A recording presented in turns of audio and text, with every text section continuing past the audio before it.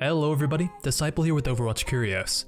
One of the coolest things about Overwatch is the fact that, although there isn't the widest selection of characters yet, there's a ton of diversity in hero picks and everyone has their niche to shine in. Now, although there's definitely a meta in the game, especially in the pro and top tier competitive scene, that doesn't mean that every hero doesn't have their own strengths that can make them valuable picks in certain situations. Once a meta gets established, players can get really up in arms when their teammates try to break it. Every other game seems to start with someone complaining about picks, but I want to try and open your minds and talk about some of the most underrated heroes in Overwatch. Let's get started. We're going to begin with everyone's favorite little murderous robot, Bastion. Now, Bastion's had a long history of infamy in Overwatch, and in the beginnings of the game, he was actually considered very overpowered. To a beginning player, a turret that can dish out insane damage per second with huge clip size is absolutely unstoppable, and if you get some support from a friendly Reinhardt or Mercy, then you might have no idea how to kill him. At the start of the beta, and then again when Overwatch was released, Bastion was probably the most complained about hero in the game, and the newcomer community unanimously thought he was OP. However, once players actually learned about the game, they realized that movement is incredibly important in a first-person shooter, especially one as ability reliant as Overwatch. Going against a character that locks himself in place to deal damage makes it extremely easy to play around them, either by assaulting them from a range, diving onto them, or avoiding them altogether. People began to choose heroes like D.Va, Genji, Farah, or Junkrat, and Bastion became far less of a problem. Now, especially when you climb to higher ranks, Bastion's considered a bit of a troll pick. Although there are some diehard Bastion mains, it seems to be a character you choose when you've given up on the game or you'd like to grief your team. However, despite all of this, I think Bastion gets an overly bad rap. We're currently in a tank meta, and it's pretty common to see an enemy Reinhardt leading the charge onto your point with a shield up. Nobody can carve through a shield faster than a Bastion in sentry form, and he's actually a pretty impressive counter to an enemy push if your team can play around and defend him. Being able to consistently break the Reinhardt shield or destroy the Roadhog moving forward for a pick can mess up your enemy's game plan and force them to re-strategize, which could buy some very valuable time for your team. Bastion can also be an amazing swap as a last-second Hail Mary to save a push, since you can't swap to counter Bastion if you've got under a minute left. His superb left-click damage can take your enemies by surprise and grab you enough pressure to save the game, and if you stay as Bastion long enough to ult, he's actually got one of the strongest ultimates in the entire game as well. Now, I'm not saying that Bastion is a must pick for any game, but I definitely think that he deserves a lot more credit than he gets. Up next is Tracer, and it seems like one thing these heroes have in common is that they were considered pretty broken at the start of the game. Tracer's high mobility makes her absurdly difficult to kill, and in the hands of somebody with decent aim or practice, she can very easily outplay enemies 1 versus 1. Before Zenyatta and Symmetra were nerfed, there was actually a meta where every team had 1 or 2 Tracers, who were then given 50 bonus shields from Symmetra and a Harmony Orb from Zenyatta and went wild on the enemy team. A while after Symmetra's shields were reduced to 25 and Zenyatta's orbs faded after line of sight was broken, the 2-2-2 meta was born with double Winston, double Lucios, and double Tracers, which was the primary reason the current hero limit was introduced. Tracer has 2 primary weaknesses now, however, and those are tanks and coordinated teams. A team that stays grouped together around a Reinhardt or D.Va gains an insane amount of protection from an enemy Tracer, and it's much harder to pick off an enemy who's being defended by their team. In addition, the popularity of D.Va and Reinhardt makes Tracer's damage a bit too low and unreliable compared to other DPS. However, looking at the pro meta for the best heroes to play solo can be a bit misleading. Just because you see professionals and grandmasters defending their supports against an enemy flanker doesn't mean that your gold opponents are going to do the same. If you can reliably take out an opposing Mercy before she ults, you can single-handedly win a point for your team. Tracer has insane potential against teams made up of solo players if they don't react to your patterns, and a Tracer in the back lines could potentially do far more work than a Soldier 76 in the front. Even though Tracer can struggle a lot against Divas or Winstons, your huge mobility should allow you to avoid them completely while focusing your efforts on weaker opponents that you can take out in a clip or 2. Our third most underrated hero is Farah, and this is probably pretty unsurprising. Outside of Sombra, Farah has probably the roughest competitive showing of any DPS character in the last 6 months or so. What you might not know though is that in the beginning of beta, competitive teams would have a Mercy, Farah, Lucio, and Reinhardt in basically every single game. In the pro scene, you'd essentially have 2 hero picks to play around with because the other 4 were set in stone. However, as time went on, pro players got really good at hit scan, and I mean really good. Suddenly, it was extremely unsafe to be up in the air when an accomplished McCree or soldier on the enemy team could take you out in less than a clip. When McCree's damage falloff was far more forgiving, he could easily two-shot Farah from pretty much anywhere as long as he landed a headshot. Recently though, the tank meta favors Farah quite a bit. Farah fares very well against tanks, unless D.Va can position for an excellent defense matrix, simply because she outranges them.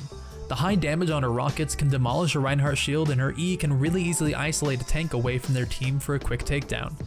Soldier's probably the one hero keeping Farah from really seeing play, but the thing with playing in a competitive is that your enemies might not have the best aim. It's pretty unlikely that a gold soldier can take you out in one clip, and a skilled Farah will know how to attack from unexpected directions and how to dip in and out of combat range to make it hard to be a target. A Farah who floats over the battlefield is a very easy target, but one who plays on the edge of the maps is actually insanely slippery to get onto. With the current power of Reinhardt, as well as short-range heroes like Mei and Roadhog, Farah definitely gets a worse rap than she deserves. Number 2 on our list is definitely not a dwarf, it's Torbjorn.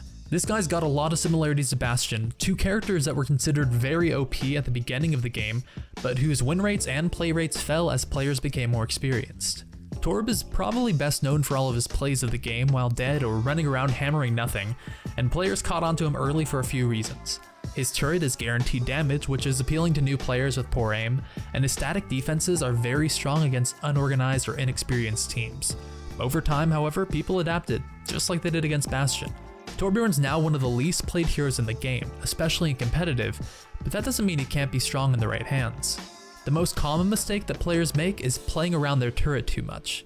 Instead, placing your turret in a location to slow enemy movement or hinder enemy flankers, then playing Torbjorn as a typical projectile DPS carry is the right way to go. Torbjorn's left click isn't subject to damage falloff like Soldier and McCree's are, meaning that he can deal insane damage from a very long range. Although he does fire projectiles instead of a hit scan bullet, he can easily snipe people from a distance, and he can actually two-shot anyone with 200 HP with one headshot and one body shot. Although his alternate fire is subject to heavy spread and falloff, at close range it deals 150 damage total, meaning he can shred through tanks pretty easily. Torbjorn can kill a Roadhog with 4 right clicks without any headshots, which is only 2/3 of his clip, and with a nice headshot he can pretty much one-shot any non-tank at close range. As a long-range sniper, close-range tank buster, flank preventer, and utility provider, since 75 armor is nothing to scoff at, Torb definitely deserves more credit than he receives. His ultimate is also an insane tool at stopping a push, making his turret and himself unbelievably tanky and dealing pretty immense damage. If your enemies push him with their ults, you could potentially negate 2 or 3 of them with a good molten core. Now, I'm not saying that Torb is the best hero ever, but if you stop to analyze his full kit, I hope you can see some real potential there. Finally, coming in at number 1 as the most underrated hero in Overwatch, it's our friend from down under, Mako Rutledge, also known as Roadhog.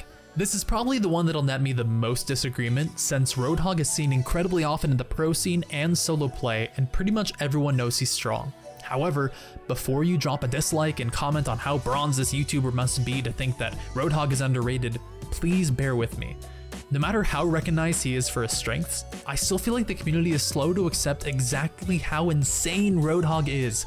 Roadhog is the single best character in all of Overwatch in both solo and coordinated team play, and some people just don't realize it yet.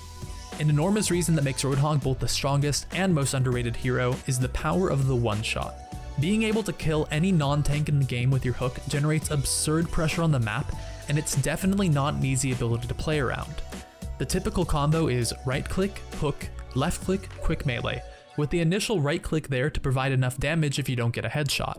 You don't always need it though, with the ability to simply hook and one-shot someone with a properly lined headshot.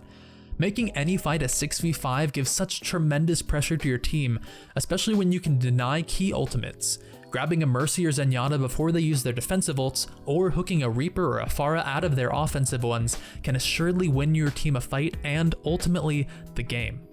In coordinated team play, one-shots still happen. However, opponents are a bit better at playing around Roadhog and keeping behind friendly tanks and shields. This doesn't stop him, however, since he generates huge shield pressure, pretty much rivaled only by Bastion. Every right click deals 225 damage in a full spread, meaning a full clip will hit Reinhardt's shield for 900 damage. Breaking down a Rein shield, then immediately hooking him or an ally hiding behind it can single-handedly destroy a push and force your enemies back for another minute. Currently, the top rated player in the entire world reached 5,000 skill rating in Korea by playing almost only Roadhog, and DPS players on professional teams like Taimu have picked up Roadhog in triple tank compositions because of how ludicrously strong he is. Overall, those are my opinions on the 5 most underrated heroes on Overwatch on PC. Let me know who you think is underrated, or if you think I got anything wrong, let me know. If you enjoyed the video, we'd love it if you'd like it and subscribe to the channel. And as always, we'll see you guys next time. Peace.